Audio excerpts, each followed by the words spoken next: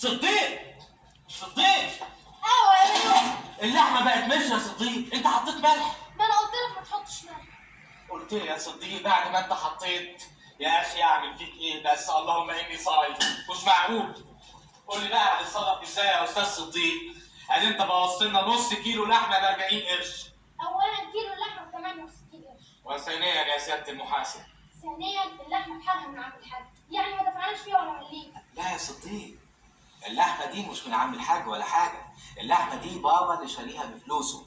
احنا يا حبيبي ما بناخدش لحمه عمك الحاج، معرفش ليه صحيح انما ما بناخدهاش. وبعدين يا استاذ صديق قلت لك 100 مره قبل كده، يبقى استنى يا اخي اما انا اتخرج واتعين واقبض اي مرتب وبوظ اللي انت عايزه. بوظ لحمه، احرق المرياله بتاعتك واحنا